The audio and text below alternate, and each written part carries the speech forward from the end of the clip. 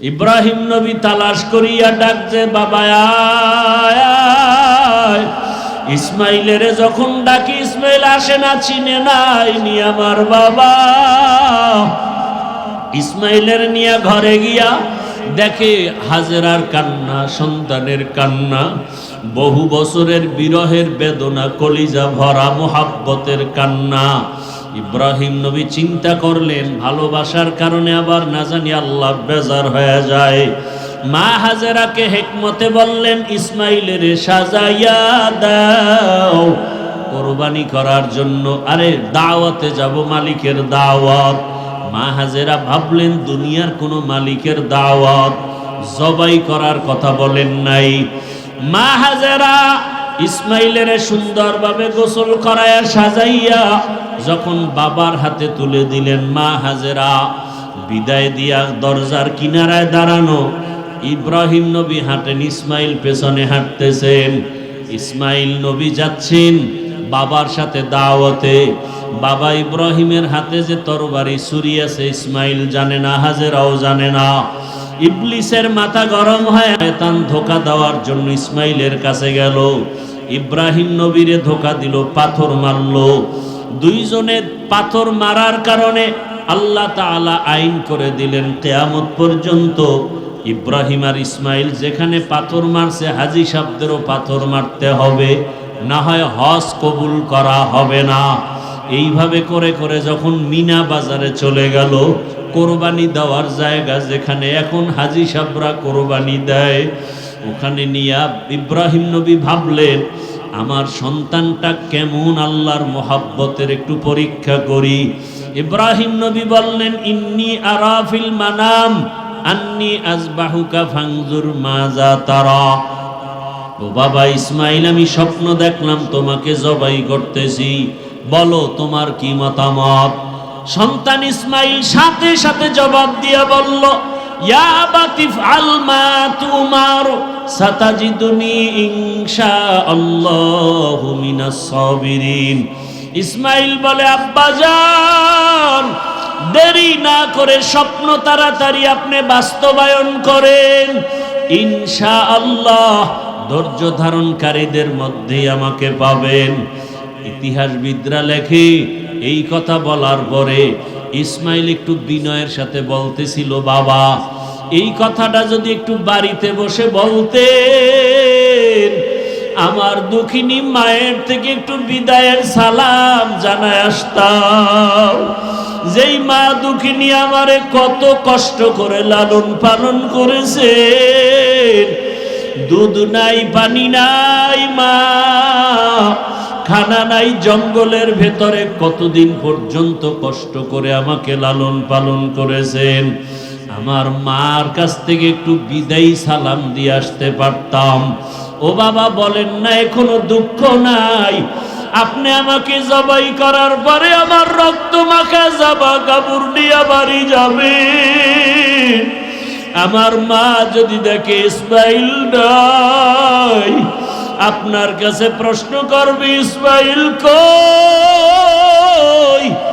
আমার পক্ষ থেকে আমার আম্মা জানকে সালাম জানায় দিবে, আর বলবে হাসুরের ময়দানে মোলাকাত হয়ে যাবে। আব্বা জান আপনি তাড়াতাড়ি আমাকে জবাই করেন, আপনার চোখ দুইটা বেঁধে নেন, কারণ জবাই করার সময় যদি আপনার নজর আমার উপরে পড়ে মায়া লাগবে, জবাই করতে পারবেন না। ও বাবা আমার হাতে পায়ে রশি দিয়া বাঁধেন, যদি জবাই করার সময় যদি আমার হাতে পায়ের নড়াচড়া আপনার শরীরের মধ্যে লেগে যায়, তাহলে বেয়াদবি হবে, আল্লাহ বেজার হয়ে যাবে। ইব্রাহিম যখন ছুরি নিয়ে রেডি, আল্লাহ কয় ছুরি খবরদার আমার ইসমাইলের একটা পশম যেন কাটে না। ছুরি যখন গলায় চালাইতে শুরু করলেন, ইসমাইল নবীর একটা পশম কাটতে পারল না। দ্বিতীয়বার আবার যখন পরীক্ষা করতে শুরু করলো, রক্ত হাতে না লাগা পর্যন্ত ছুরি চলবে। আল্লাহ ডাক দিয়া কয়, জিবরাইল আমি তো ইসমাইলের জবাই চাই নাই, আমি চাইছি তাদের অন্তরের মোহাব্বত। তাদের অন্তরের মোহাব্বত পরীক্ষায় তারা পাশ করেছে, তুমি তাড়াতাড়ি জান্নাত থেকে একটা দুম্বা নিয়ে যাও, ইব্রাহিমের ছুরির নিচে দিয়া দাও, আর ইসমাইলের সরায়া দাও। ও পর্দার আড়ালের মা বোনেরা, ও বৃদ্ধ বাবাজিরা, আমার কলিজার যুবক বাবারা, সামনে কোরবানির পরীক্ষা, ওই সন্তান কোরবানি করার পরীক্ষা। যদিও সন্তান জবাই দিবেন না, আল্লাহ আমাদেরকে পশু জবাই করার জন্য ব্যবস্থা করে দিলেন, তবে সন্তানটাকে জবাই না করলেও আল্লাহর পথে চালানোর কোরবানি তো দিতে হবে। নামাজে বাধা দেওয়া যাবে না। ও মা বাবারা, সন্তানটাকে বেপরদায় চলতে দেওয়া যাবে না, কোরআনওয়ালা বানাতে হবে। ডাক্তার, ইঞ্জিনিয়ার, প্রফেসর বানাবেন, তবে নেক আমলওয়ালা ডাক্তার বানান। কত ডাক্তার আছে নামাজ পড়ে, কত ইঞ্জিনিয়ার নামাজ পড়ে, কত র্যাব, আর্মি, পুলিশ, বিডিআরের চাকরি করে, নামাজি অভাব নাই। এমন একটা সন্তানকে আপনি চাকরিজীবী বানান, নামাজি চাকরিজীবী, নামাজ পড়বে, কোরআন পড়বে, মা বাবার জন্য দোয়া করবে। এতদিন যারা গুনার ভিতরে ছিলেন তওবা করেন। ও আল্লাহ, ইব্রাহিম নবীকে যেভাবে পরীক্ষায় পাশ করায় নিয়েছেন, আমাদেরকেও পাশ করায় নেন। আমাদের সন্তানের পরীক্ষায় যেন আমরা ফেল না করি। ও যুবক বাবারা, তওবা করো, আর দাড়ি কাটবা না, নামাজ ছাড়বা না, বেপরদায় চলবা না। ইসমাইল নবীর মতো আল্লাহর হুকুমের সামনে নিজেকে কোরবান করে দাও। মরিয়া গেল, দাড়ি কাটবো না, নামাজ ছাড়বো না, মোবাইলে গুনাহ করবো না। ইব্রাহিম নবীর মতো বৃদ্ধ বাবাজিরাও তৈরি হয়ে যান, আল্লাহর হুকুমের সামনে আর কোনোদিন আমি বিরোধিতা করব না। নূহ আলাইহিস সালাম বললেন, قال نوح رب لا تذر على الأرض من الكافرين ديارا إنك إن تذرهم يضلوا عبادك ولا يلدوا إلا فاجرا كفارا। দোয়া কবুল হয়ে গেছে। দোয়া কি হয়ে গেছে? আল্লাহ বললেন, হে পয়গম্বর নূহ, নূহ নবীর নাম কি জানেননি? কথা কন না কেন? নূহ নবীর নাম আব্দুল গফফার। নূহ নবীর নাম কি? নূহ শব্দটা আসছে কান্না থেকে, ক্রন্দনকারী। ইয়া নূহ, নূহ নবী এত কাঁদতেন আল্লাহর কাছে, আল্লাহ কান্নাওয়ালা শব্দ দিয়া ভালোবেসে ডাকছেন, ইয়া নূহ। আর আমাদের মধ্যে কান্না নাই, এমনি তো নাচনেওয়ালা বুড়ি আরো যদি পায়।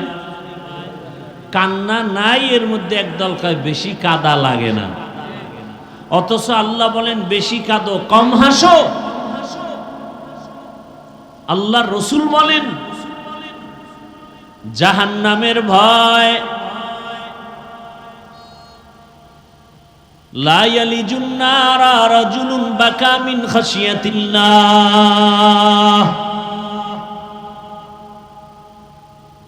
হাত্তা ইয়াউদাল লাবানু ফিদ দারঈ। জাহান্নামের আযাবের ভয়, এক ফোঁটা চোখের পানি যার চোখে থেকে পড়ে যাবে। নবী উদাহরণ দিয়া বলেন, গাভীর ওলান থেকে দুধ বের করে ভেতরে যেমন ঢুকানো সম্ভব না, ওই কান্নাওয়ালা বান্দা বান্দিকে জাহান্নামে দেওয়াও সম্ভব না। কান্নার দাম আছে না নাই? চোখে পানি দেখলেই দুনিয়াওয়ালার দিল গরম হয় না নরম? তাহলে আল্লাহর দয়া কি আরো কম নাকি? আল্লাহ বারবার বলে কাঁদো।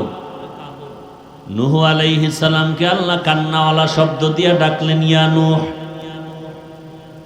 তোমার দোয়া কবুল হয়ে গেল। আমি গজব দিয়া দুনিয়ার সব মানুষ ধ্বংস করে দিব, তবে তুমি যাদেরকে ঈমানওয়ালা বানিয়েছো, যেই 40 জন 950 বছরের দাওয়াতে কালেমাওয়ালা হলো, এদেরও কি মেরে ফেলবো? কয় না, এদের হেফাজতের জন্য আল্লাহ বলেন বড় আকারে সুন্দর করে একটা কিস্তি বানাও। কি বানাও? আপনাদের কষ্ট লাগতেছে? খারাপ লাগতেছে? ঘুম আসতেছে? এই এতক্ষণ টাইম বাসায় থাকলে মোবাইলে গুনাহ করতেন, আর কি করতেন? এখন গুনাহ করতে কি সিনেমা হলে যাওয়া লাগে? আলাদা টেলিভিশন লাগে? আরে পৃথিবীর শ্রেষ্ঠ গুনার ফ্যাক্টরি কি? মোবাইল। কি এর মদের নেশা, বিড়ির নেশা, গাঞ্জার নেশা, সব থেকে বড় নেশা মোবাইলের নেশা। এ বিষয়ে কোনো ওয়াজ নাই। সরকার টাকা দিয়া র্যাব, আর্মি, পুলিশ, বিডিআর লাগায় দিছে, মদের নেশাকে বন্ধ করো, হ্যাঁ, নেশা বন্ধ করো, নেশা। মোবাইল নেশা বন্ধ করার কোনো পদক্ষেপ নাই। আমরা টুকটাক বয়ান করি, এত অনেকের কলিজা জ্বলে, অথচ এই মোবাইল আমার দেশ ও জাতির যে পরিমাণ ক্ষতি করলো, মদে পরিমাণ ক্ষতি করেনি। এই মোবাইল যা ক্ষতি করলো, তাজা তাজা প্রাণ চলে গেল, তাজা প্রাণ চলে গেল। এই মোবাইল কেড়ে নিল, লেখাপড়া শেষ। আমাকে ওয়াজ মাহফিলে লেখাপড়ার ক্ষতি হয়, হ্যাঁ, বরং এখানে বয়ান শুনে কান্না করলে পরীক্ষা আরো ভালো হবে। কপাল পরারা বুঝে না, ক্রিকেট খেলা বন্ধ করে না কেন?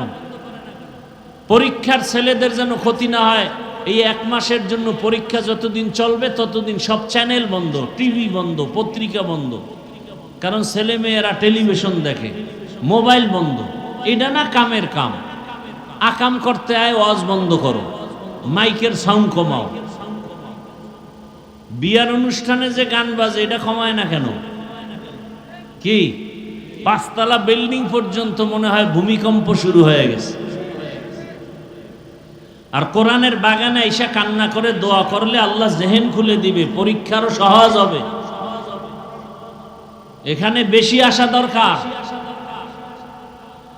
কপাল খারাপ আমাদের। নূহ আলাইহিস সালামকে আল্লাহ কি বললেন? কি বানাও? কথা বলতে সবাই কথা বলেন। কিস্তি মানে কি? দেখছেন নি কারবার? এই সব আওয়ামী লীগ, সব। কারণ আওয়ামী লীগের নৌকার জিকির করতে করতে এখন নূহ নবীর দ্বারাও নৌকা বানাইছে। স্যার, নূহ নবীরে আল্লাহ কি বললেন? এমন একটা কিস্তি বানাবা যে কিস্তির মধ্যে তোমার 40 জন মুমিন, তোমার সন্তান এবং পশু পাখির 1 জোড়া করে, 2টা হাতি, 1 জোড়া গরু, 1 জোড়া ছাগল, 1 জোড়া ভেড়া, 1 জোড়া উট, এইভাবে যত পশু পাখি আছে 1 জোড়া করে। আচ্ছা, দুনিয়াতে এমন কোন নৌকা আসেনি যে 1 জোড়া হাতি উঠাবেন, 1 জোড়া উট, 1 জোড়া গরু, আর 40 জন মানুষ উঠবে, আর এটা শীতয়ে থাকবে? মেয়া 20 জন মানুষ উঠলি লারা সারা কয়ে থাম থাম, পড়বে পড়বে, এর মধ্যে 2 জন পড়ে গেছে। তা আসলে কি এটা নৌকা ছিল? নূহ নবীর এটা নৌকা না জাহাজ?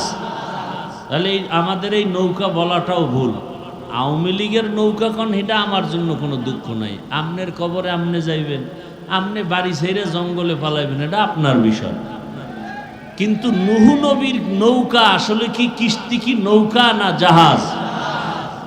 জাহাজ। একতলা জাহাজ না, কয়েকতলা বিশিষ্ট জাহাজ। এক এক তলায় এক এক প্রাণী রাখছেন। এ বিষয়ে ভিন্ন বর্ণনা আছে, ওদিকে আমি যাব না। এবার সব উঠল, উঠার পরে আল্লাহ পাক পানি বন্যা দিলেন। একাধারে 40 দিন বৃষ্টি। কয়দিন? সব শেষ। নূহ নবীর এক সন্তান কেনান বলল, আমি পাহাড়ের উপরে উঠে যাব। পাহাড়ের উপরে পানি, মরে গেল।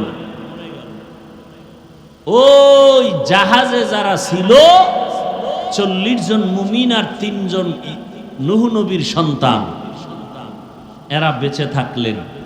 পশু পাখি বেঁচে থাকলো। পানি বন্যা শেষ, পুরা জমিন সাফ, গাছপালা কিচ্ছু নাই। এমনকি বাইতুল্লাহ যেখানে ছিল সেটাও নিশ্চিহ্ন, সমান হয়ে গেছে। নূহ নবীর 3 সন্তান দিয়া নতুন করে পৃথিবীটাকে আবার আবাদ করা হলো। এজন্য বলা হয় নূহ নবী হলেন মানব জাতির দ্বিতীয় আদি পিতা। নূহ নবীর 3 সন্তান সাম, হাম, ইয়াফাস। এই 3 সন্তান মিলে ওই সময় একটা শহরকে আবাদ করলো, বর্তমান ইরাকের অন্তর্গত। ওই শহরের নাম বাবেল শহর। কি শহর? কোন এক সময় সেই বাবেল শহরের অধিপতি বেঈমান নমরুদ হলো। কে হলো? নমরুদ। জুলুম, অত্যাচার সীমাহীন করতে থাকলো, ক্ষমতার অপব্যবহার। একদিন নমরুদ স্বপ্ন দেখে আগুন উঠছে, আগুন উঠা পুরা বাবেল শহর ধ্বংস করে দিছে। ভয়ে ঘুম থেকে উঠে গণকের ডাকলো, গণনা কর। কি দেখলাম? কয় শনি দেখছো? শনি। আগুন দেখো নাই? একটা পুত্র সন্তান জন্ম হবে, তোমার খোদাগিরি সব ধ্বংস করে ফেলবে, জুলুম অত্যাচারের ইতি টেনে ফেলবে।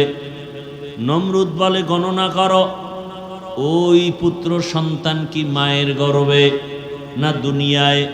বলে দুনিয়ায়ও আসে নাই, মায়ের গর্ভেও আসে নাই। আসবে? বলে হ্যাঁ। নমরুদ তখন আইন জারি করলো, স্বামী আর স্ত্রী এক জায়গায় থাকা যাবে না। পুত্র সন্তান যদি জন্ম নেয়, সাথে সাথে তারে জবাই করে দাও, মেরে ফেলো, হত্যা করো। এটাকে বলে বার্থ কন্ট্রোল, জন্ম নিয়ন্ত্রণ।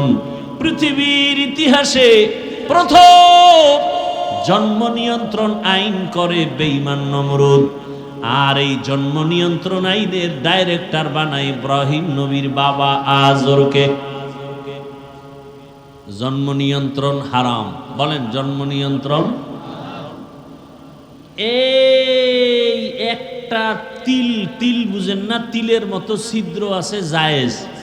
এইটাও আমাকে বয়ান করা নিষেধ, কারণ বাঙালি জাতি তো তিল পাইলে তাল বানায় ফেলে। এই জন্য ওই তিলের যে একটা সুরাত আছে জায়েজ, ওটাও বয়ান করা নিষেধ। আমবায়ান জন্ম নিয়ন্ত্রণ হারাম। জন্ম নিয়ন্ত্রণ করে কেন? 2 সমস্যার সমাধান পায় না এজন্য। এক সমস্যা, সন্তান বেশি হলে থাকবে কই, জায়গা কম। কি? 2 নাম্বার সমস্যা, সন্তান যদি মানুষ বেড়ে যায়, খাবে কি, খানাও কম।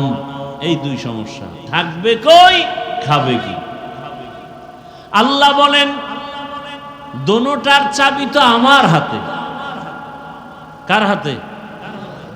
লিল্লাহি মুলকুস সামাওয়াতি ওয়াল আরদি, লিল্লাহি মুলকুস সামাওয়াতি ওয়াল আরদি ইয়াহাবু লিমান ইয়াশাউ ইনাসা ওয়া ইয়াহাবু লিমান ইয়াশাউ যুকুর আও ইউযাওয়িজুহুম যুকরানা ওয়া ইনাসা ওয়া ইয়াজআলু মান ইয়াশাউ আকিমা ইন্নাহু আলীমুন কদীর।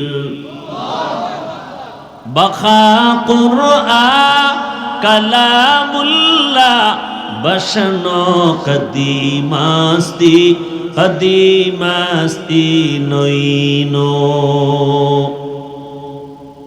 আলোচনা যেদিকে ঢুকতেছে আর একটু সময় লাগবে। দিবেন সময়? আল্লাহ কবুল করুন। কারণ এখন তো আর সময় কি দিবেন, আমার থেকে আপনারা মহাপণ্ডিত, ভালো জানেন। না জানলে হুজুরকে ভুল ধরেন কেমনে? কি অহংকারের সুযোগ পাইলে হুজুরেরা কি জানে, আমরা সব জানি। আকাম কইরা ধরা খাইলে কয় না জাইনে করছে, এর নাম বাঙ্গালী। কয় ভাই আপনার দাওয়াত কা? আলহামদুলিল্লাহ। কয় আপনার বাড়ি? বলে নাউজুবিল্লাহ। আল্লাহ তাআলা বলেন আসমান জমিনের মালিক কে? সব ক্ষমতার মালিক আমি। আল্লাহ চাইলে কাউকে ছেলে দেই, কাউকে মেয়ে দেই। আমি আল্লাহ যদি চাই কাউকে দোনোটা দেই, আবার আমি আল্লাহ চাইলে কোনোটাই। আর আপনারা স্লোগান শুরু করছেন কি, ছেলে হোক মেয়ে হোক দুটোর বেশি নয়, একটা হলে ভালো হয়, না হইলে আরো ভালো। কেন? সন্তান বেড়ে গেলে থাকবে কই, খাবে কি? আল্লাহ কয় তাকায় দেখ, জমিন তো ছিল না, ছিল এক সময় পানি আর পানি। আমি আল্লাহ পদ্মা নদী চর ফালাইয়া জায়গার ব্যবস্থা করব, যমুনা নদীর মাঝে চর ফেলে জায়গার ব্যবস্থা করব। ওরে বাংলাদেশের মানুষ, তুমি দেখো তোমার দেশে জায়গা কম, 16টা বাংলাদেশ প্যাকেট করে রাখার মতো জায়গা সৌদি আরবে আছে। কয়টা দেশ এরকম 16 দেশ প্যাকেট করে রাখতে পারে বাংলাদেশের মতো? সৌদি আরবে জনসংখ্যা হিসাব করো। আজকে সারা বিশ্বে আমাদের দেশের লোক আছে না, মধ্যপ্রাচ্যে বাঙালি অভাব নেই, কাজ করতেছে, আল্লাহ চালাইতেছে। আল্লাহ এভাবে বন্টন করে দিছেন, এভাবেই চলবে। আল্লাহর ক্ষমতা তুমি নিজের মধ্যে নিয়ে ফাও চালাকি কেন করো? তাহলে জায়গা এখনো ঘুরেন না, বাংলাদেশ ঘুরেন না, কত জায়গা বাকি, কত বিশাল বিশাল চর পড়ে আছে। থাকার ব্যবস্থা কে করবেন? এবার হলো খাবে কি? মুরব্বীরা আমাকে একটু সহযোগিতা করবেন। 1 কাঠা জমিন ধরেন 1%, 1% জমিনে 50 বছর আগে যেই পরিমাণ ধান হইতো, এখন কি কম না বেশি? কে বাড়াইছে? সরকার না আপনার দাদায়? কে বাড়াইছেন? আগে 10টা পেয়ারা খাইলেও জিব্বায় টের পাওয়া যাইতো না, আর এখন এত বড় বড় পেয়ারা, এক পেয়ারা একজনে খাওয়া, একটা বেদানা, একটা আপেল, কত বড় বড়। রিজিক কে বাড়াইলেন? না খায়া মরছে কেউ, খাইয়া মরতেছে। এত খাওয়া খায়, পেট হইলা জাগাত। আমগো দেশে একদিনে কাঁঠাল খাইছে, জনমের খাওয়া খাইয়া এক ঘুম দিছে, সকালে পেট হইলা জাগাত শেষ। বাঙালি তো খাওন পাইলে আর কোনো কথা নাই। কি ডাক্তার মিষ্টি খাইতে নিষেধ করছে, সবে বরাতের মিষ্টি খাইতে গেছে মসজিদে, তাও আবার কোলেরটাও নিয়ে গেছে। 1 প্যাকেট ডান হাত দিয়া লইয়া আবার ভিতরে দিয়া বাম হাত ঢুকাই দিছে আর 1 প্যাকেটের জন্য। কি আছে না নাই? তো বাম হাত দিয়া যখন নিতেছে, পিছন দিয়ে একজনে দেখে আমি 1 প্যাকেটই পাই না, 2টা লয়ে টানে কেন? ও ডান বগলের ডালয়ে টান দিছে। টান দিছে পর 2জনের সাথে লাগছে ঝগড়া, কিলাকিলি, ধুম কিলাকিলি, জেলাফি বইরা ভর্তা পায়ের তলে। কিলাকিলি করতে করতে, ধাক্কা ধাক্কি করতে করতে 1.5 ঘন্টা দেখে মসজিদে কেউ নেই, ওরা 2জন ছাড়া। এইবার কার কত ক্লান্ত হয়ে গেছে, জেলাফি পাইলাম না, কার মসজিদে আসবো না। খাওয়ার জন্য এত পাগল, এই যত মামলা হামলা, যত কিছু ঝগড়া ফাসাদে খাওন, এই খাওন আর খাওন। খাইতে পারে 250 গ্রাম, 1.5 কেজি লয়ে টানাটানি, বাইরে মাইরে ফেলাইছে নিজে বেশি খাওয়ার জন্য। বাবাকে পর্যন্ত হত্যা করে, নিজে সম্পদের মালিক হবে। বিনিময়ে কি হলো?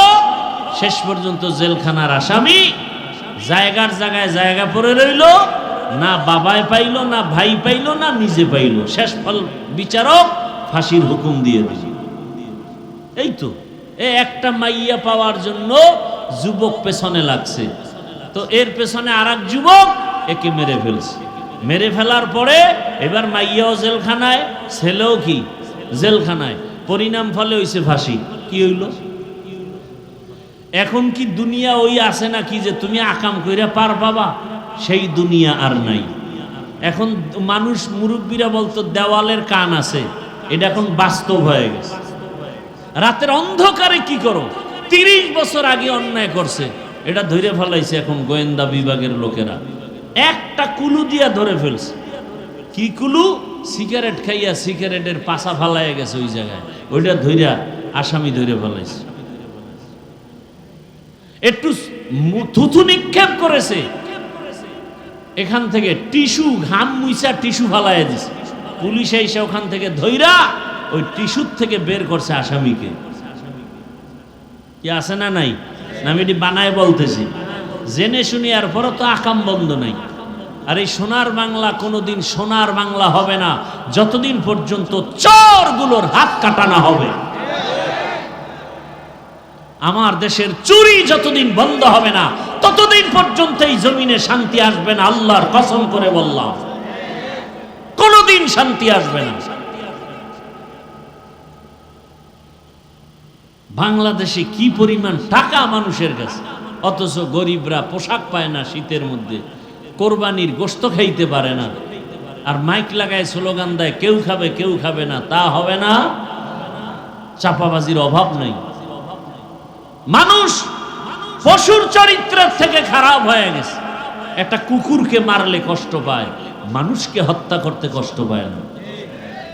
আল্লাহ হেদায়াত দান করুন। এই কথাগুলো কে বলবে?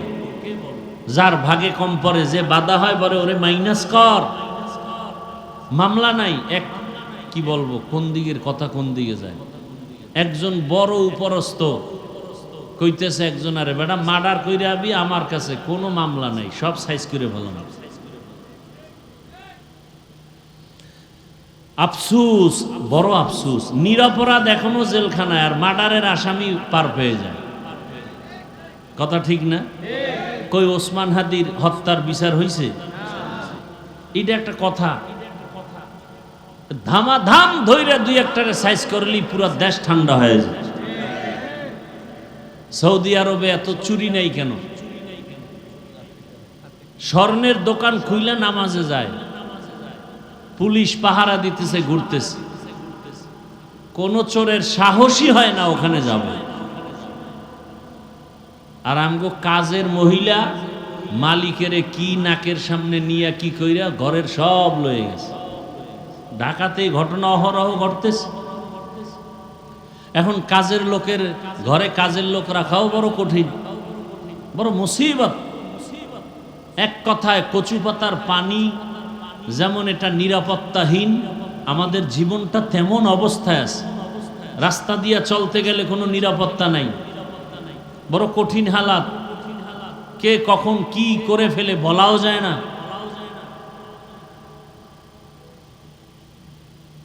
তো কোন কথার থেকে কত দূর আসলাম মনে নাই? নূহ আলাইহিস সালামের দ্বারা ওই বাবেল শহরে নমরুদ, মনে আছে না? স্বপ্ন দেখা ইব্রাহিম নামের সন্তান আসবে, এটা আসতে দেওয়া হবে। ডাইরেক্টর বানাইলো কারে? নমরুদ, ইব্রাহিম নবীর বাবা আজরকে। আল্লাহর সিদ্ধান্ত কি? ডাইরেক্টরের ঘরেই ইব্রাহিম আসবে। আসলো তো, আসলো। অনেক বড় ঘটনা। শেষ পর্যন্ত ইব্রাহিম নবীকে মা গোপনে গোপনে লালন পালন করে বড় বানাইছে।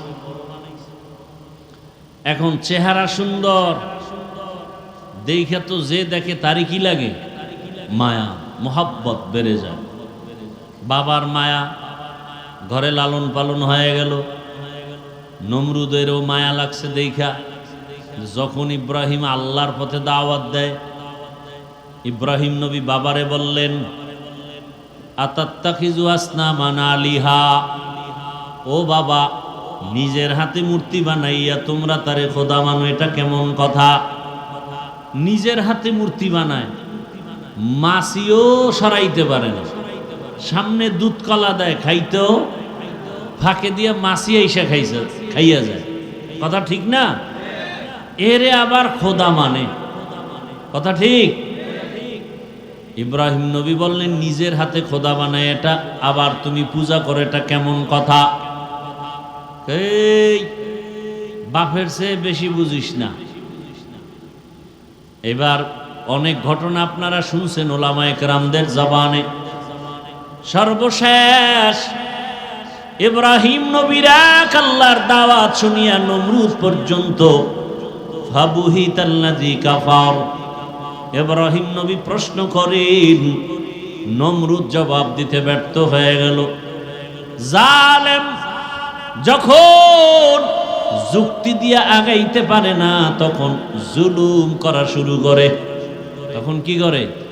জুলুম, মেরে ফেলো, ওর বাড়ি আগুন জ্বালাও। এটা হলো জালেমের কাজ।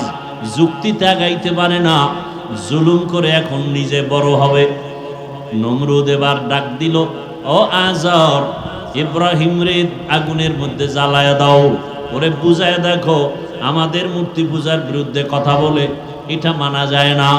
বুঝানোর পরে দেখে না ইব্রাহিমকে বুঝানো যায় না। ফাইনাল সিদ্ধান্ত, ইব্রাহিমকে আগুনের মধ্যে জ্বালায়া পুড়িয়া ফালাও।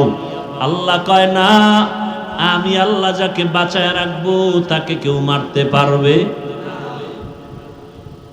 সম্ভব না। আল্লাহ যাকে দুনিয়াতে পাঠাবেন, কোন জন্ম নিয়ন্ত্রণের আইন আর ঔষধ তাকে ফিরায় রাখতে পারবে না। আল্লাহর সিদ্ধান্ত। ইব্রাহিম নবীর জন্য এবার আগুন সাজানো হলো। বিশাল এরিয়া নিয়া আগুনের মধ্যে ফালাইবে, কিন্তু আগুন এত বিশাল, তাপমাত্রা এত বড় এরিয়ায় কাছে যাওয়া যায় না। এবার চরক গাছ আনছে, চরক গাছের চরখার মতো ঘুরাইয়া রশি দিয়া বেঁধে ইব্রাহিম নবীর আগুনের মধ্যে ফেলবে, কিন্তু ফেলতে পারে না। এইবার নমরুদ বলে, আমার অবস্থা খারাপ, ইব্রাহিমের আগুনে ফেলা যায় না কেন? সবাই রশি ধরে টানো, ইব্রাহিমের বাইদা তারপরে ফালাও।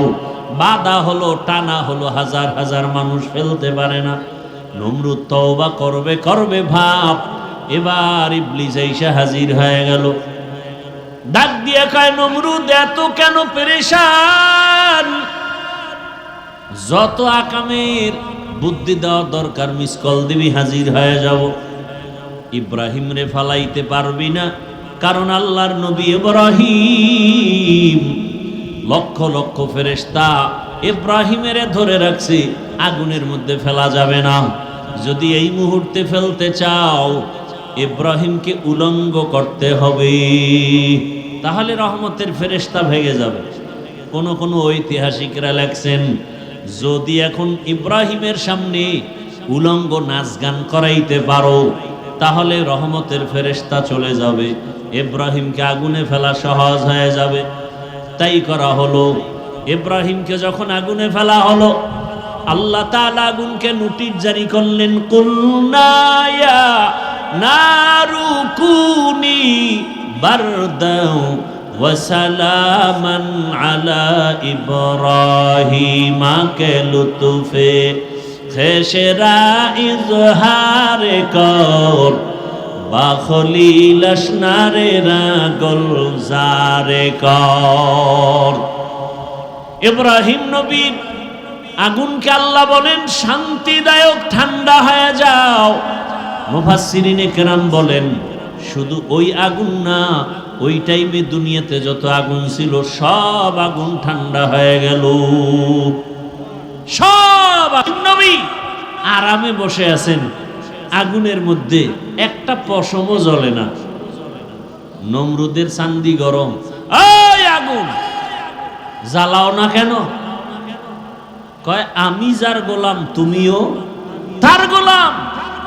তুমি আমাকে বলো একবার জ্বালাও, আর আমার মালিক বলে খবরদার ইব্রাহিমের একটা পশম যেন না জ্বলে। দীর্ঘদিন আগুনে থাকলেন, ইব্রাহিম নবী বের হয়ে আসলেন। চাচাতো ভাই একজন নবী, আর তার বিবি বিশ্ব সুন্দরী সারা, একে নিয়ে এবার কয়, না এই দেশে আর থাকা যাবে না, সিরিয়ায় হিজরত। এইবার ওই যে খুতবায় আয়াত পড়ছিলাম, এই আয়াতে ওই হিজরতের কথা বলা হচ্ছে। ইব্রাহিম নবী বলেন, ইন্নী যাহিবুন ইলা রব্বি সায়াহদিন, আমি আমার রবের দিকে হিজরতের জন্য রেডি হয়ে গেলাম।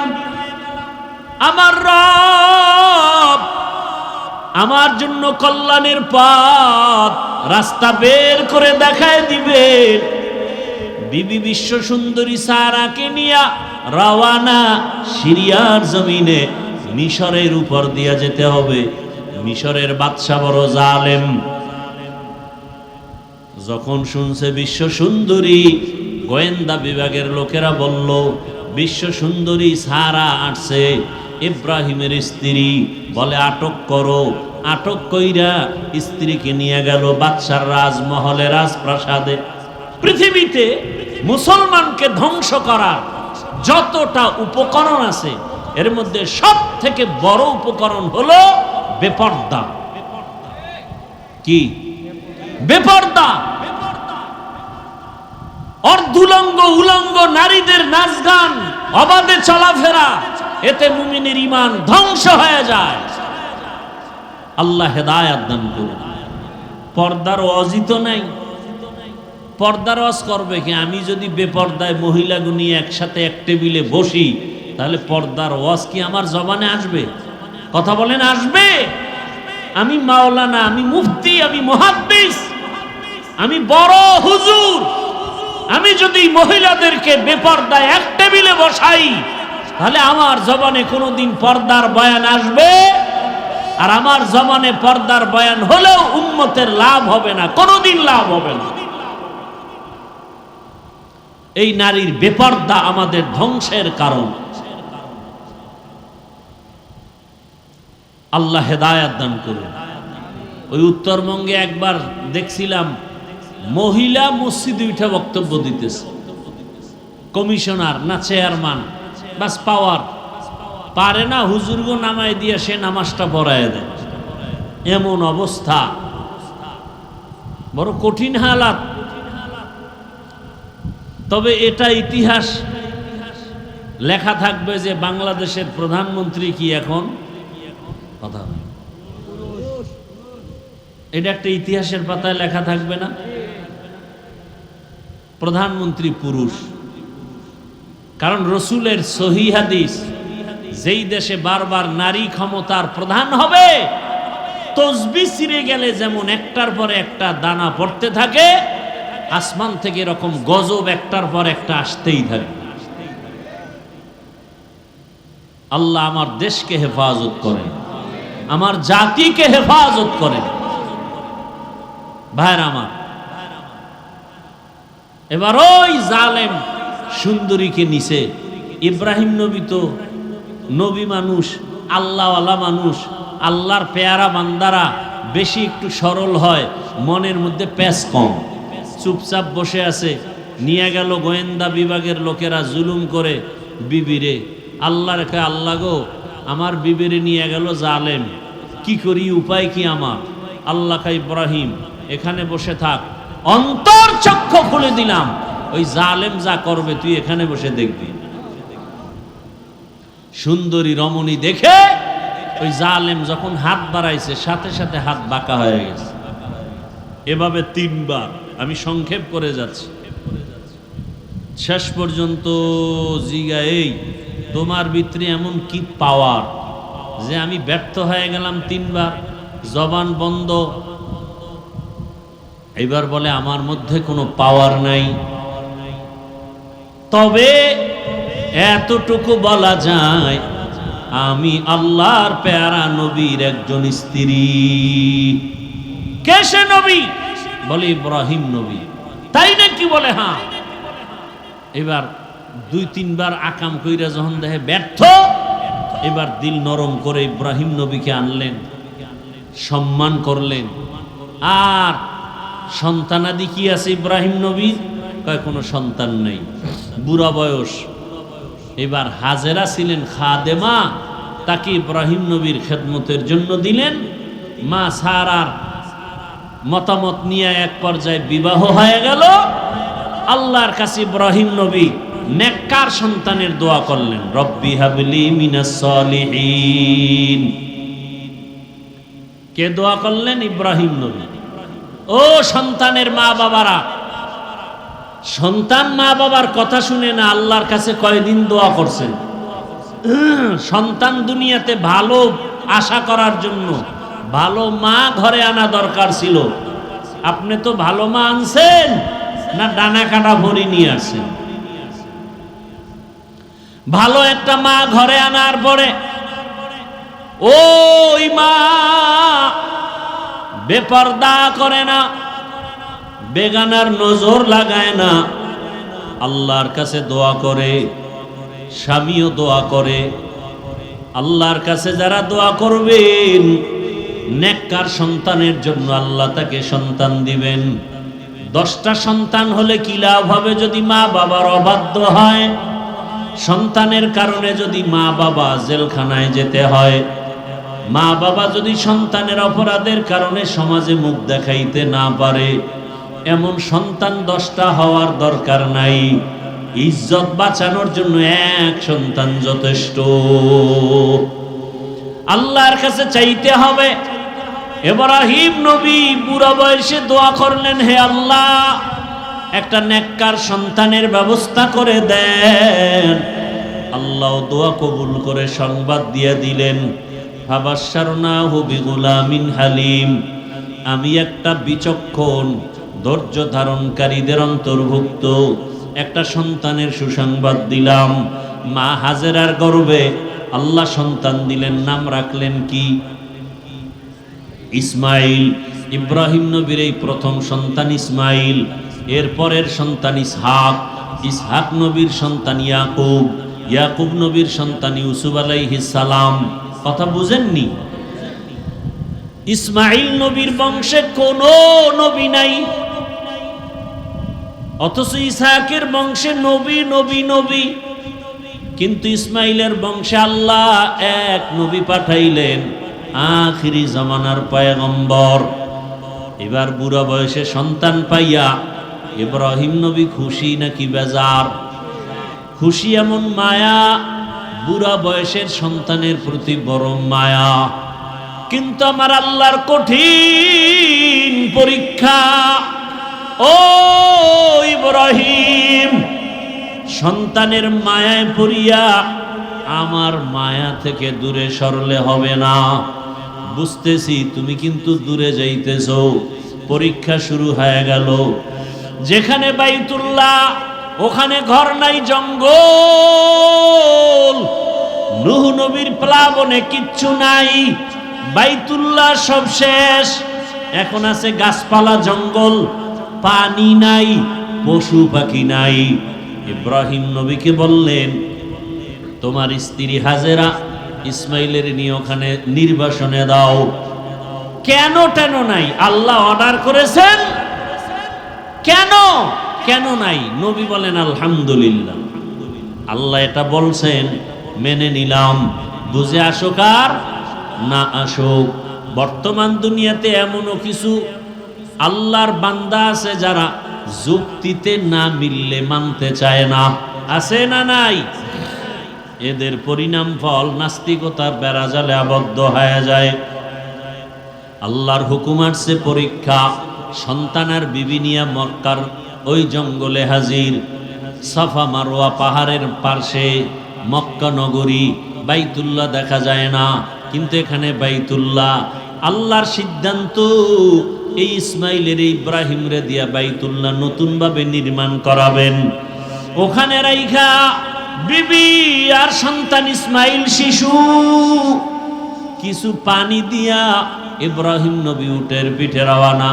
যখন যাইতেছেন ইসমাইলের শোয়াইয়া মা হাজেরা একটা দৌড় দিছেন, গিয়া ডাক দিয়া গায়ে, স্বামী ও আল্লাহর পয়গম্বর, এই জঙ্গলের ভিতরে আমাদের যে রাখিয়া যাইতেছেন, আপনি কোথায় যান?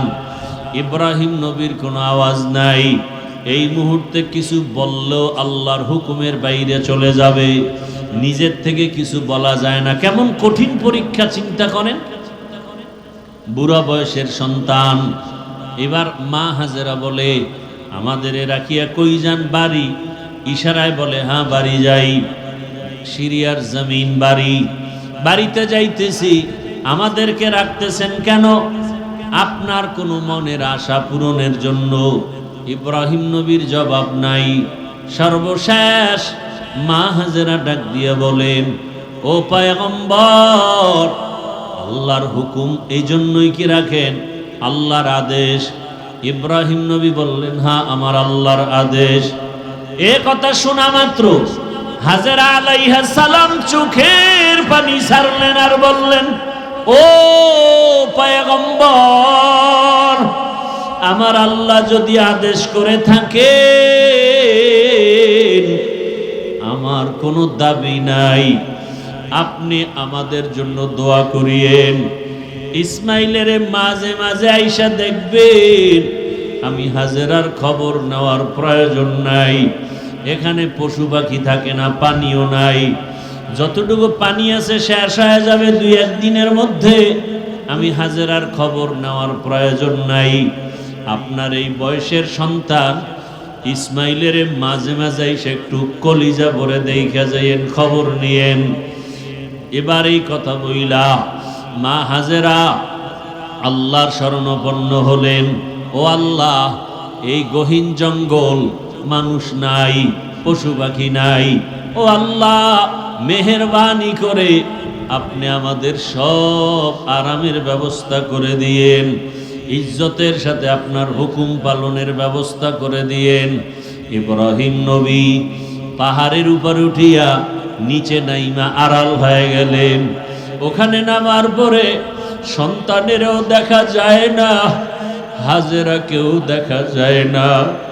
নবী ইব্রাহিম হাত উঁচু করে মালিকের দরবারে দোয়া করলেন, রব্বানা ইন্নী আসকানতু মিন যুররিয়্যাতি বিওয়াদিন গায়রি জি যারইন ইনদা বাইতিকাল মুহাররম রব্বানা লিয়ুকিমুস সালাতা ফাজআল আফইদাতাম মিনান নাসি তাহওয়ি ইলাইহিম ওয়ারযুকহুম মিনাস সামারাত। আল্লাহর কাছে ইব্রাহিম নবী দোয়া করতে থাকলেন, ও আমার রব, আমার এই বয়সে আমার কলিজা ভরা মায়া সন্তান ইসমাঈল,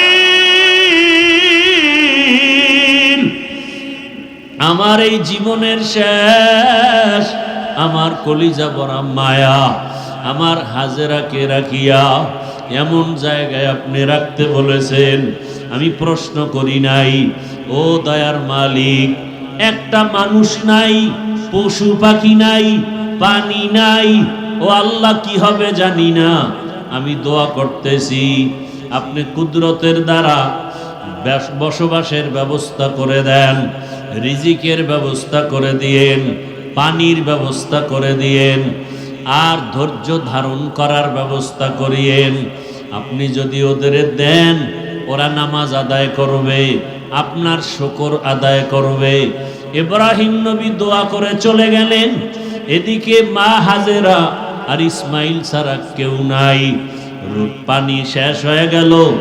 1 দিন 2 দিন 3 দিন মা হাজেরা বাচ্চাকে দুধ দেয়। দেখি ইসমাইল 1 দিন পরে দুধও পায় না। মা তার জিহ্বাটা ইসমাইলের মুখে দেয়, দেখে জিহ্বায় কোনো পানি নাই। মা পাগলনির মতো হয়ে গেল, সন্তানের এত আকুতি। মা না খাইয়াও চায় আমার সন্তান যেন কষ্ট না পায়। একটা মায়ের অন্তরে, বাবার অন্তরে সন্তানের কি মায়া। ও পর্দার আড়ালের মা বোনেরা, কই তোমার মা, কই তোমার বাবা? যেই মা বাবা না খাইয়া তোমারে আমারে বড় বানাইছেন, আজকে ওই মাকে কবরে রাখিয়া কেমনে আরামে ঘুমাও? ওই বাবারে কবরে রাখিয়া কেমনে আরামে ঘুমাও? ওরে অনেকের সন্তান বিদেশ, মা এই যে কোরবানি আসতেছে, ওই সন্তানের চিন্তায় মা 1 টুকরা গোশত মুখে দেয় না, সবাই রে গোশত পাকাইয়া খাওয়ায়। কিন্তু মায়ের অন্তরে বড় ব্যথা, বড় দুঃখ। আমার সন্তান আমার কাছে নাই, আমার সন্তানটারে কাছে পাইলে আমি কলিজা ভরে খাওয়াইতাম। ওই সন্তানটারে দূরে রাইখা মা ভালো খানা মুখে দিতে পারে না। ও আমার যুবক বাবারা, আজকে যাদের মা বাবা বেঁচে আছে, এখনো ওই রত্ন হারাইও না।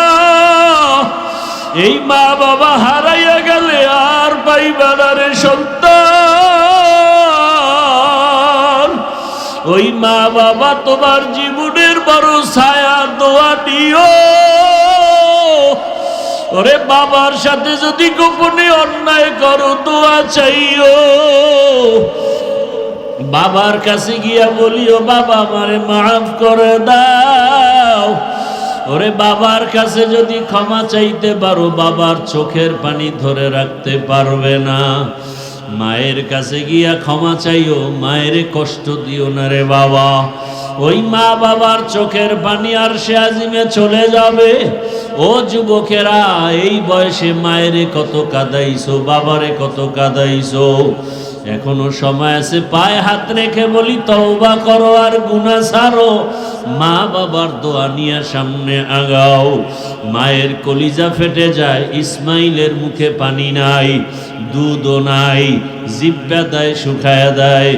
মা হাজেরা পাগলের মতো ডানে তাকায় বামে তাকায়, হঠাৎ তাকায় দেখে সফা পাহাড়ে পানির মতো দেখা যায়। মা হাজেরা দৌড় দিলেন, গিয়া দেখে সূর্যের একটু আলো পায়া বালুগুলো পানির মতো চিকচিক করে, আসলে পানি না। মা হাজেরা চোখের পানি ছেড়ে কাঁদেন, আবার ইসমাইলের দিকে নজর দেন, আবার মারোয়া পাহাড়ে দৌড়ায়। এইভাবে 7 বার দৌড়াইলেন। মা হাজেরা এমন ভাবে দৌড় দিছেন, আমার মালিকের কাছে এত মজা লাগছে। আমার আল্লাহ ডেকে বলে, ও ফেরেশতা জিবরাইল, আমার হাজেরা যেই জায়গায় দৌড় দিল ওই সাফা মারওয়ায় যদি হাজী সাহেবরা 7 বার হাজেরার মতো দৌড় না দেয়, আমি কোনো হাজী সাহেবের হজ কবুল করব না। ওই হাজেরার স্মৃতি আমার কাছে ভালো লাগছে। আজকে যত হাজিরা দৌড়ায়, উমরা করতে যায়, হজ করতে যায়, মা হাজেরা যেখানে একটু জোরে দৌড় দিছে ওই জায়গায় চিহ্ন দেওয়া আছে সবুজ বাতি, ওই জায়গায় সব হাজিরা দৌড়ায়। আরে কেমন মানুষ! আজকে হাজার হাজার বছর পর্যন্ত ওই মক্কা নগরীতে মা হাজেরার স্মৃতিচারণ হচ্ছে। আর আমরা কেমন মানুষ, আমাদের নামটা মা বাবায় নিতে চায় না। সন্তান হিসাবে বড় খারাপ হয়ে গেলাম, বাবা হিসাবেও খারাপ। ওরে এমন চরিত্র, সারা দিন রাত মোবাইল নিয়ে গুনাহ করি। আজকে আমাকে স্বামী হিসাবে স্ত্রীও ভালো জানে না, বাবা হিসাবে সন্তানও ভালো জানে না। মনে মনে ঘৃণা করে বাবায়, গুনাহ করে মোবাইলের দ্বারা। স্ত্রী ঘৃণা করে আমার স্বামী, গুনাহ করে মোবাইলের দ্বারা। আসলে তোমার দুনিয়াতে আমার মাওলা স্মরণ করবে দূরের কথা, আপন স্ত্রীর কাছেই তো ভালো হইতে পারলাম না। ও কপাল পোড়া মুসলমান, আপন সন্তানের কাছে ভালো বাবা হইতে পারল না, কপাল বড় খারাপ। ওরে আপন সন্তানের কাছে আদর্শ বাবা হইতে পারি নাই, আপন ছাত্রের কাছে আদর্শ শিক্ষক হইতে পারি নাই, আপন মুসল্লিদের কাছে আদর্শ ইমাম হতে পারি নাই, আপন স্ত্রীর কাছে আদর্শ স্বামী হতে পারি নাই। আমার কপাল এত খারাপ হয়ে গেল। ওরে আদর্শ বাবা হইয়া যদি কবরে যেতে পারতাম, কলিজা দিয়া সন্তান দোয়া করত।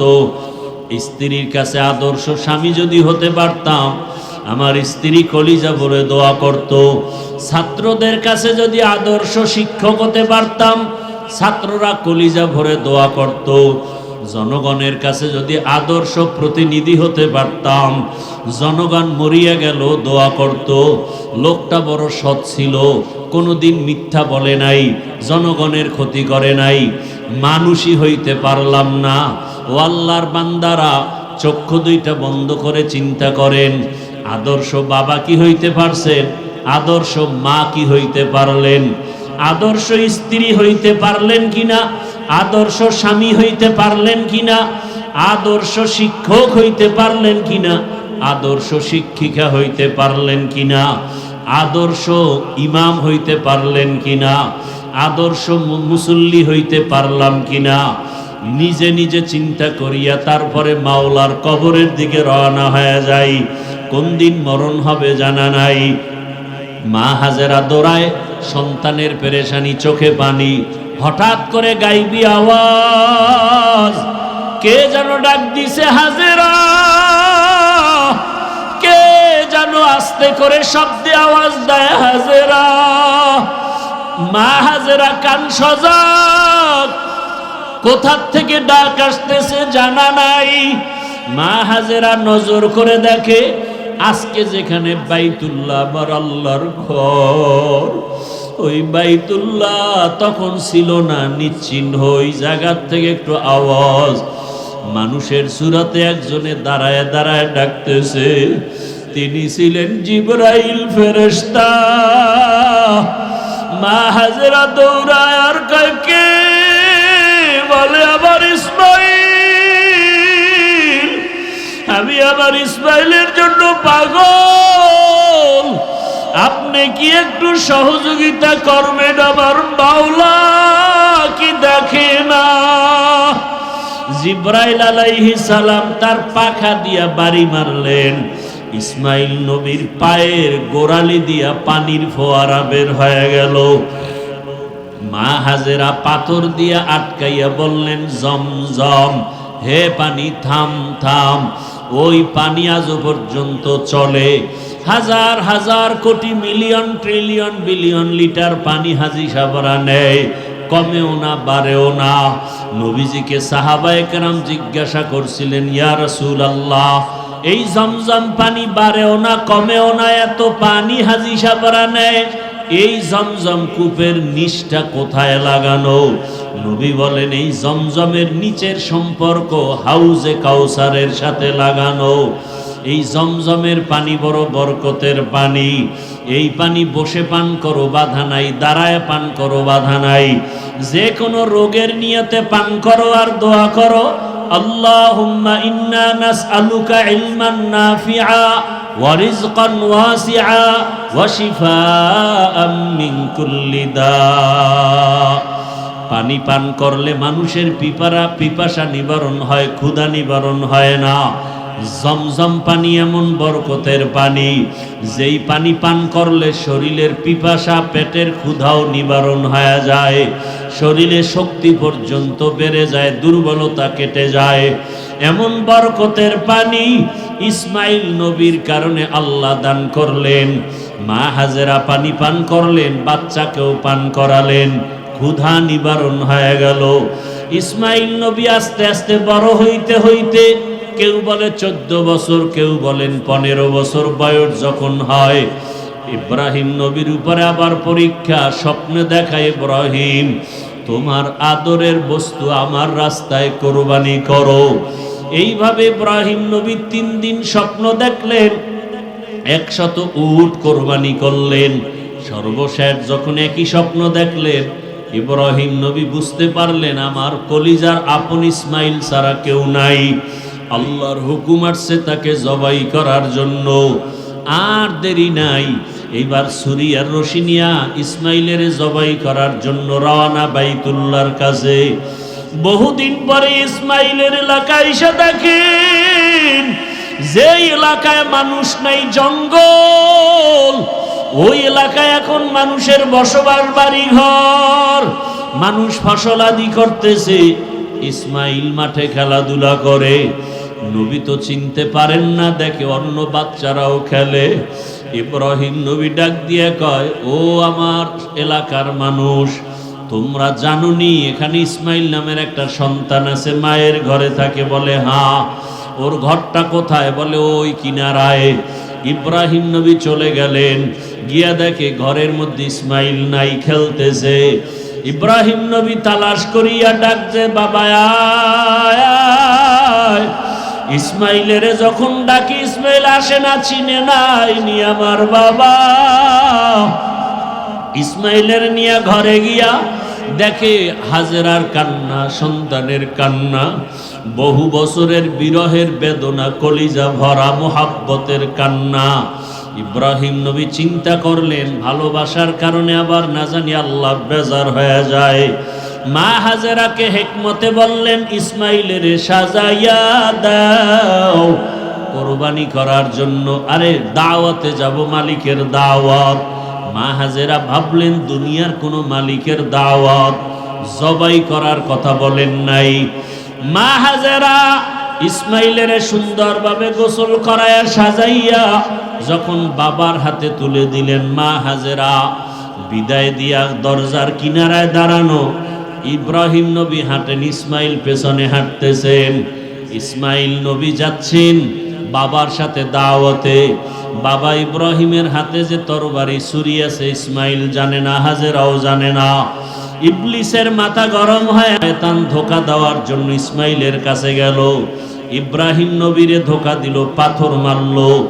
দুইজনে পাথর মারার কারণে আল্লাহ তাআলা আইন করে দিলেন কিয়ামত পর্যন্ত ইব্রাহিম আর ইসমাইল যেখানে পাথর মারছে হাজী সাহেবদেরও পাথর মারতে হবে, না হয় হজ কবুল করা হবে না।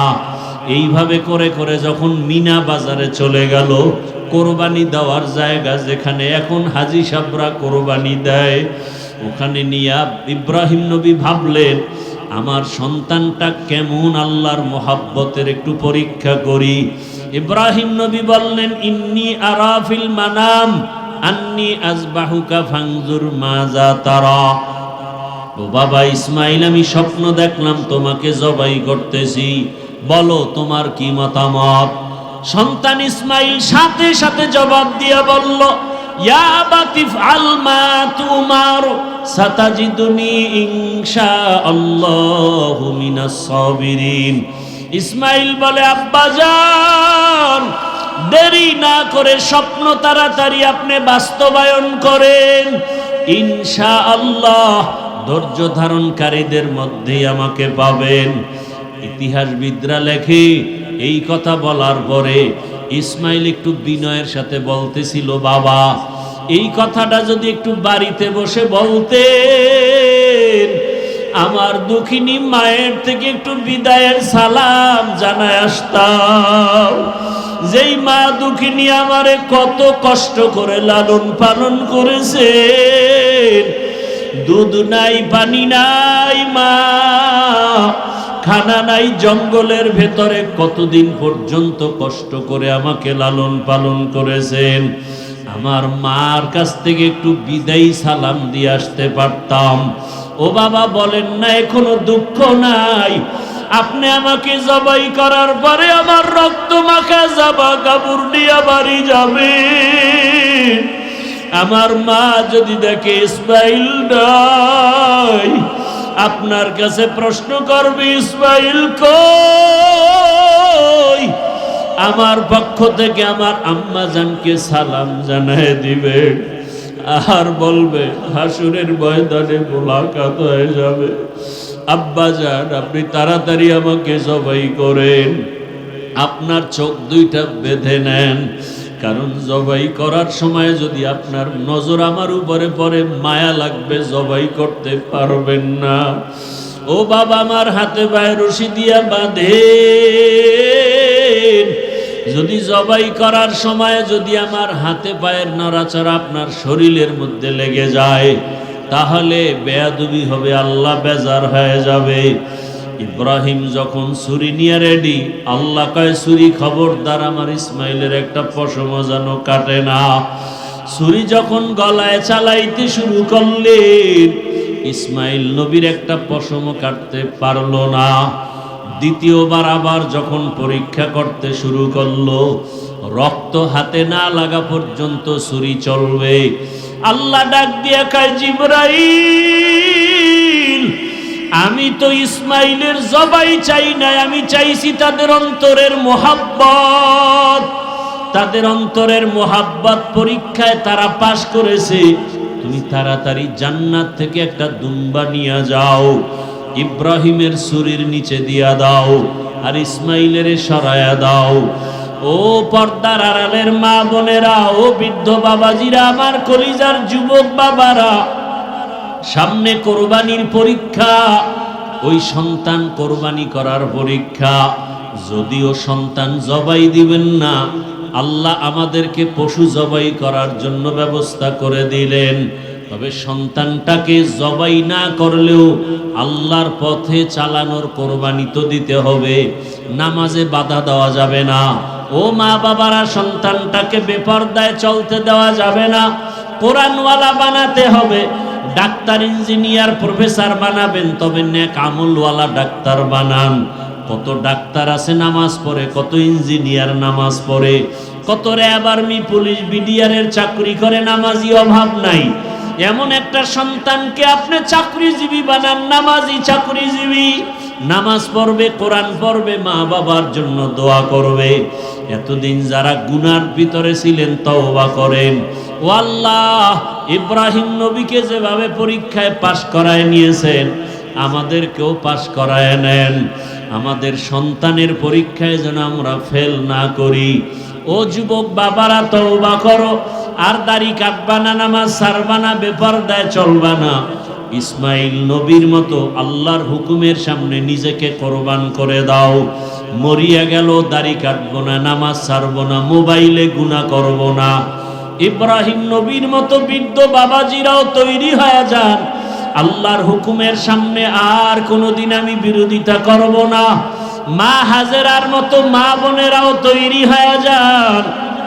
হাজেরা যেমন ইসমাইলকে আল্লাহর রাস্তায় কোরবানি দিতে একটু প্রশ্ন করেন নাই, বরং শুকর আদায় করেছেন। আপনারাও সন্তানটাকে আল্লাহর পথে চালান। ডাক্তার হবে নামাজি ডাক্তার, নামাজ পড়নেওয়ালা ইঞ্জিনিয়ার, নামাজ পড়নেওয়ালা একজন প্রফেসর। আল্লাহ সবাইকে তৌফিক দান করেন, আমিন। আলহামদুলিল্লাহি রাব্বিল আলামিন।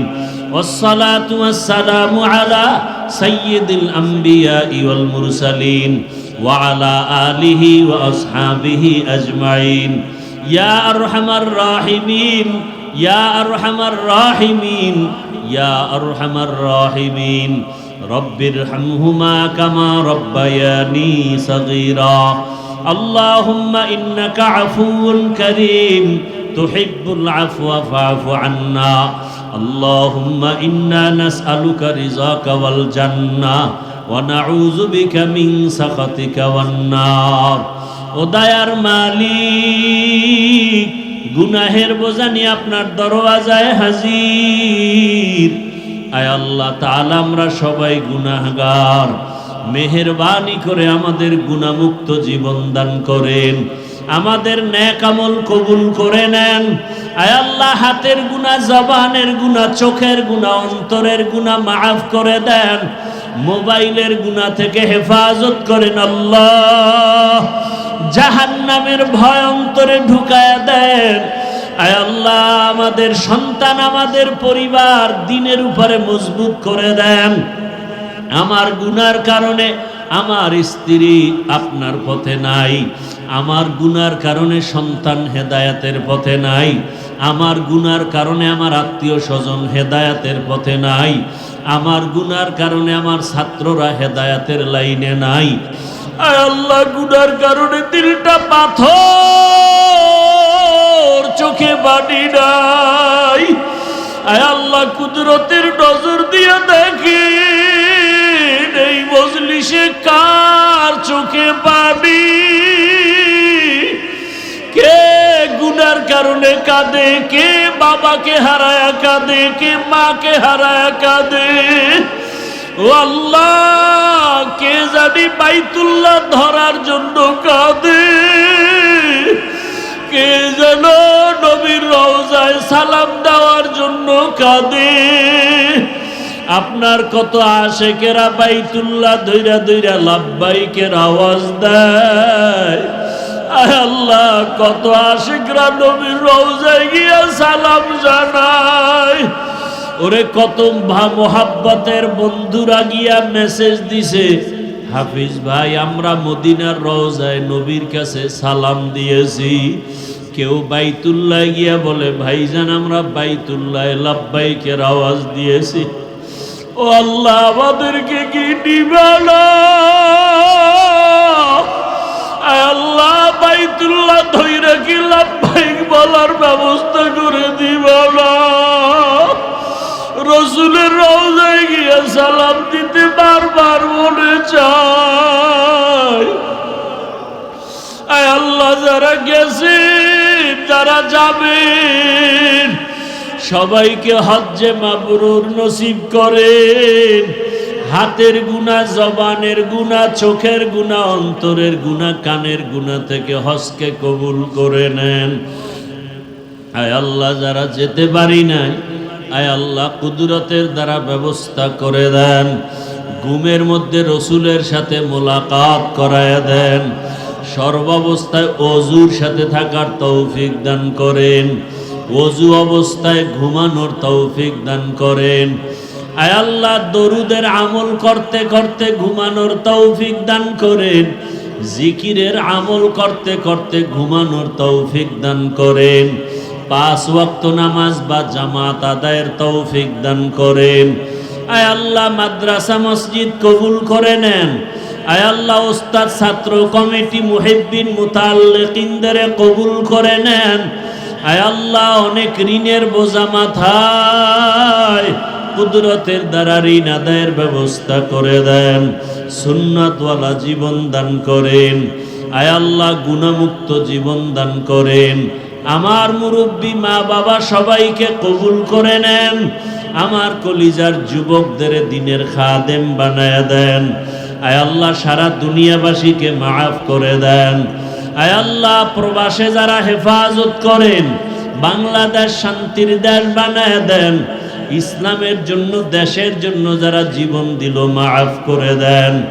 এখনো যারা চেষ্টা করে কবুল করে নেন। আয় আল্লাহ ইসলামের ব্যানার নিয়ে যারা মানুষকে ধোঁকা দেয় তাদের থেকে আমাদের ঈমান আমল হেফাজত করেন। বাতিলের মোকাবেলায় বিজয় দান করেন। বাতিলকে